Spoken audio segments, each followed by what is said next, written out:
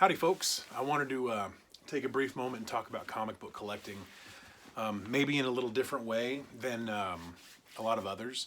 I'm going to take a moment here in just a second and put some pictures up of some of the comics I've collected over the years.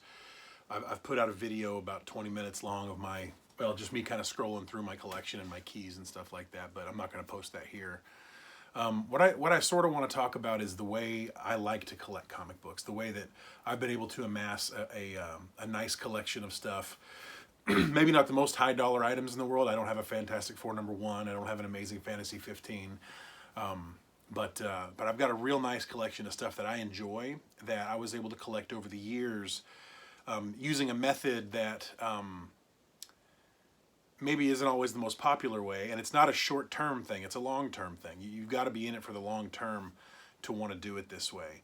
But if you are a comic book lover, if you're somebody who just enjoys the feel and the smell and the tangible element of comic book collecting and of comic books in general, I have some ideas for you, some pointers for you that might help your lifelong comic collecting goals and aspirations. So if you're a short-termer, if you're somebody who likes to flip books and speculate, this video is not for you at all. So hang tight with me for a few minutes, and I'd like to sort of share some things with you and maybe help you with your goals in comic book collecting. Well, I recorded this whole video and I was looking back on it, and I realized that some of the things that I said, which you're going to hear in a moment, can be considered controversial. I'm not attacking any specific type of collector. It sounds in some of these clips like I'm bitter, or I don't like certain people and the way they do things. That's not the way it is. That's truly not it. I am just here to help newer collectors find a way to collect books that are going to appreciate in time. So if something that I say in this video triggers you, just ignore it, because what I think isn't really important. My thoughts on this matter are, they're just my thoughts. And before you see the rest of what I've already recorded, I'm not going to go back and re-record it, but before you see it, just know I'm not picking on anybody. I'm not telling anybody that the way they do things is wrong. I am just a different kind of dude, and I collect things a little differently. So for the remainder of this video, I may have some hot takes, and if something triggers you, don't take it personally. Sometimes I just say my feelings, and sometimes they're worth hearing and sometimes they're not. So anyway, hope you enjoy the video, and hopefully it helps some of you. And if it triggers you, it's okay. I'm not trying to trigger anybody. So anyway, that's it. One of the things that drives a lot of modern comic book collecting is FOMO, is what they call it, fear of missing out. It's when a book goes hot, that's what they call it. It's a catchphrase. Because something is happening. These days, it's all about the MCU, the Marvel comic book universe or whatever. I don't watch any of that stuff. I have literally zero interest in it. None of that means anything to me. I haven't watched a comic movie since X-Men 2 came out 15 years ago or however long ago it was. I just don't care.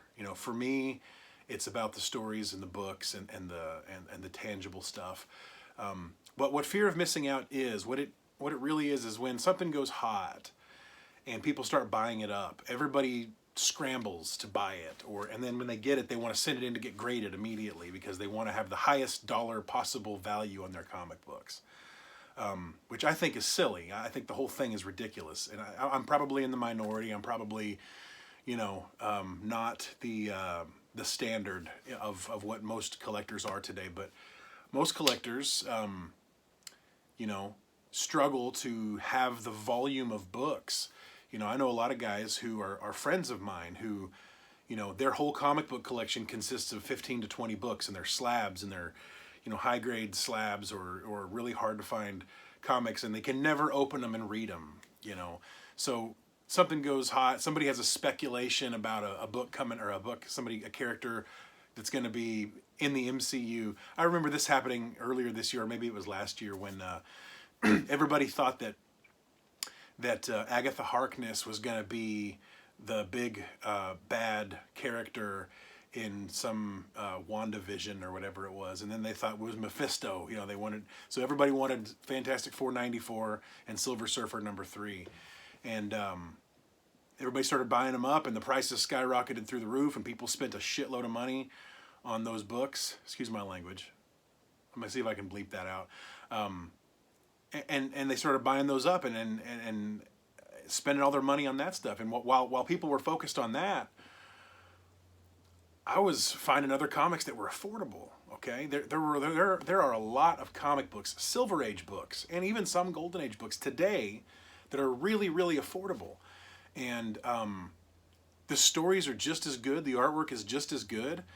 And if you can appreciate comics for the artwork and the stories and the feel of the books and the ink, you don't have to blow all your money and have that fear of missing out and constantly be in anxiety about not being ahead of the curve. None of that stuff means anything to me. And I collect stuff that I enjoy reading and that I enjoy looking at and enjoy spending time with. So if you're the kind of person who gets that anxiety when you don't have a book that's all of a sudden blowing up, I don't know if some of you might remember earlier this year in March or April when the Deadpool comic book card came out, and people were spending hundreds and hundreds of dollars on copies of X-Force #1 that had the Deadpool card in it. Well, I have like 20 of them that I had purchased over the years for $1 a piece, or less. Sometimes get them in the 2 for $1 bin, and half of them had the Deadpool card in them. And I already have them all, So I actually ended up selling a couple of my X-Force comics for like $125, $130 a piece because they had the Deadpool card in them. And people were spending all this ridiculous money on these dumb books that they made billions of copies of. And, within 2 weeks, the bubble was burst and they were back to $15 a piece on eBay or less. And those people that spent all that money, they had that fear of missing out. And so they spent all their dumb money on ridiculous crap that wasn't going to be a long-term investment. And a lot of us were just laughing at the silliness of it. But that's not the way I do it. That's not the way I collect comics. That's not the way. And when stuff comes up, for instance, right now, Warlock is a big one. Everybody wants all the Warlock keys. Well, there's like 30 Warlock keys, okay? There's Marvel Premiere 1, there's Fantastic Four 67, there's Thor 165, Thor 166, a bunch of them. So everybody's buying up all these different comic books because they want to be ready for when the Warlock movie comes out. They want to be able to have their stuff graded, and they'll be able to show it up in the air. Hey, I've got this thing. And people are spending $300-400 on copies of Thor 165, where a month ago you could pick them up for $10 in the comic shop. Is the character any more interesting now than he was then? The answer is no. Warlock is no more interesting now than he was 2 weeks ago. However, people have this fear of missing out that this book's going to skyrocket and be the next Hulk 181, so they're out blowing their money on this crap when there's so many good books out there that you can pick up right now, cheap, and add to your collection and enjoy the stories and the art. So I'm going to show a little bit about how I do that now. This has been sort of a long intro, but I wanted you to get the feel for my perspective on this thing because, your perspective, it's one of the most important things that you can have. What's your perspective on comic book collecting? Are you in this thing to make bucks? Are you in this thing to have a long-term successful collection that ends up increasing in value over time? Or are you just trying to hit the bubble before it hits and then sell out before it busts? Or are you really under the illusion that, Thor 165 is going to be a $20,000 book in 10 years? I don't know what the deal is, but I can tell you that my method of collecting is much more measured and calm and patient.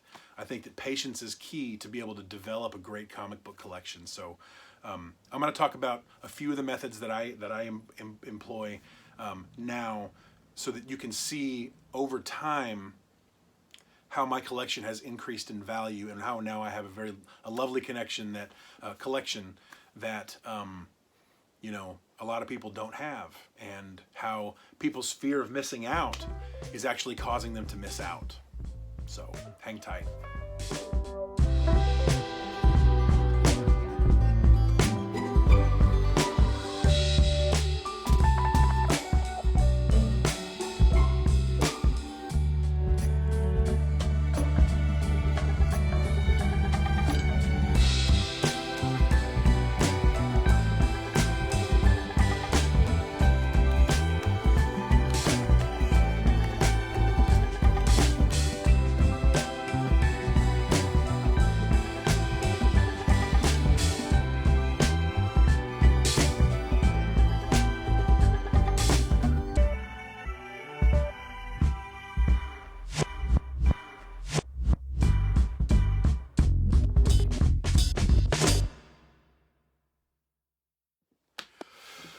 So I just showed a brief little slideshow there of some of my nicer books. And none of them I paid market value for, because I didn't buy them when they were becoming super popular. I've always subscribed to the idea that if you love to collect, you love to collect whether the book is hot or not. And in time, all of these books are going to be hot. All of them will, at some point. Even some of the stuff you'd never think of will be expensive. And I want to kind of give you an example. I'm not going to go back to the beginning, but I will tell you that in the early 2000s, I believe maybe 2001, whenever it was that the Spider-Man movie came out, okay, everybody started going nuts and started grading. Which is when grading was fairly new at the time. They started grading all their Spider-Man books, and people were spending a bunch of money on slabs. Everybody wanted to buy graded books. I want the slab with the highest value possible. Well, I can understand how having an asset that appreciates over time is a benefit. But for me, raw books appreciate more than slabs do. And this may sound counterintuitive. A graded book that is in a coffin that you can't open and read has already reached the pinnacle of what it's going to be. It's never going to be anything more than what it is. Over time, it will increase in value, but also understand that you have to take into account inflation and the purchasing power of the dollar. When everybody started buying those Spider-Man books and Spider-Man stuff, nobody was buying Wolverine stuff. Nobody was buying Hulk stuff. Nobody was buying, you know, Thor. And when people were buying that stuff, I started picking these things up in the bargain bins. Okay? I picked up this whole set right here, 1 through 4, in absolutely fantastic, brilliant, untouched condition, virtually untouched condition, for a couple bucks a piece, because people weren't really into it. And I was like, these are cheap, they're wonderful, the art is fantastic, the story is great, the covers are gorgeous, and I can buy them right now for nothing. So I started collecting those, started picking those up. And I added them to my collection. Well, when X-Men came out, Wolverine shot up again, and people started buying Wolverine stuff, and those ones that I had bought because they weren't popular started to raise in value. Now, these books aren't, you know, these aren't $20,000 books, but this set right here in this condition is several $100s worth of books, even raw, without being graded. I don't have any graded comics in my collection, but this whole set jumped in value 100 times because somebody decided that we're going to make a movie about Wolverine and X-Men. And so I already had these in my collection. I'm not going to sell them because I love to collect and read comic books. So these now, they're in Mylar, they're in gorgeous shape, they're going to stay in gorgeous shape, they're in my collection, and I spent probably a total of $10 on this whole set. So when X-Men came out and people started buying up that stuff, I said, you know, there's other stuff I can buy. And so I started focusing my time on picking up, you know, Silver Age books that nobody was looking for. I got 2 of these, Sergeant Fury number 13. Nobody wanted them, nobody was buying them. And so I started picking these up. And I bought 2 of these. I think I spent no more than $10 a piece on each one of these. And when the Avengers came out, people started buying Captain America keys. And so these are now a couple $100 a piece or more, depending on the condition. And one of these is in fact actually fantastic shape. One of them is in really good shape, but not fantastic. And so these books jumped in value, right? So that stuff started jumping in value, and I said, well, what's not selling right now? What's kind of down, and what are people not spending a ton of money on? And I was like, well, let's start picking up these compendium books like Marvel Tales. I've got a gorgeous Marvel Tales 1, Marvel Tales 2, 3, 4, 5. I have a whole set from like 1 to 80 of these that I picked up for nothing, next to nothing. Now this number 1, in all fairness, my dad and I bought this book in the 90s, but I started picking up the other ones, and now these books are very highly sought after. I remember when everybody was looking for the key books, when everybody was trying to find keys of Spider-Man, everybody wanted, Spider-Man number 1, Spider-Man number 14, whatever, because of the Goblin in the movie. I started to look for value, and if I still wanted to buy a Spider-Man book, I could. So I've got an annual number 1 here with the Sinister Six, which is an absolutely fantastic book. It's in marvelous condition. And it wasn't a popular book at the time because he wasn't in the movies, but I thought, you know what? It's a really lovely book. There's not a whole lot of them out there. It's in great shape. I'm going to pick that up. And now the Sinister Six, I guess, I'm not 100% sure, I guess is in one of the newer Spider-Man movies. And so now this book has jumped in value. This is worth like a couple grand now in this kind of shape right here. Which I think I spent $30 on that comic book, So being ahead of the curve is, for me, the way to collect comic books. Not having that FOMO when people start buying stuff. Don't jump on the bandwagon and buy it up, because all you're doing is spending money at the height of the ridiculousness. Another thing that I do is I collect runs of stuff, right? So I collect runs, and so a couple of the books that I bought over the years just to fill up parts in the run, they weren't very expensive at the time, but I've got a Fantastic Four 18 and a Fantastic Four 25 right here that are in fantastic shape, and just because they fit into my run. I had like Fantastic Four 17 through 24, and then I had like 26 through 35, and then I had a gap, and then I had them again from 45 through 150 or whatever, but I needed these, so I picked them up just, and they're in great shape. I mean, you can look at this book. It's in fantastic shape. It's gorgeous. The corners are nice. The edges are great. No creases. And, I happened to find it for a really good price. It was under $50, I think. And just because I wanted to fill up my runs. Well, now some of those run books that I purchased when I had the opportunity all those books are starting to increase in value, higher than the inflation curve. So they're worth more now than they were then, and even adjusted for inflation, they've increased in value. So, I find that filling up the runs is what's important to me. And guess what happens when you fill up a run? If at some point the MCU decides that this character is important, they're going to start finding new characters to put into stuff. And when they do, guess what? You've already got it. You've already got it. You've already got that book in your collection. And keep it in your collection. Keep it raw. Keep it raw so you can read it. But I guess my point is there are undervalued titles out there. If you enjoy collecting Silver Age Marvel comic books, there's stuff out there that you can get right now for cheap, dirt cheap. Is it in the MCU and is it super popular right now? No, it's not. But who cares? What matters is the art is nice, the storytelling is great, and it's something that's in good shape you can put in your collection and enjoy. And at some point, guess what? At some point, they're going to run out of ideas, and they're going to start putting this crap into the Marvel comic universe because they're going to be out of, other ideas. Who would have ever thought that Agatha Harkness was going to be a big character? And now, Fantastic Four 94, I've got a copy over here somewhere I got 4 boxes of Fantastic Four. Now that comic's worth hundreds and hundreds of dollars. I spent $0.25 on it, 10 years ago, out of a bargain bin. So I guess my point is don't collect with fear of missing out. Don't collect out of anxiety. Collect because you love to collect. Collect because you love comic books. And collect because,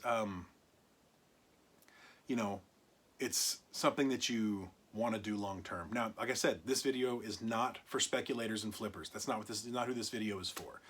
If you're somebody who loves comic books and is planning on having a comic book collection long term, allowing it to appreciate in value over time, don't buy the expensive books when they become expensive. Buy them before they become expensive. Pick up stuff that is maybe undervalued right now.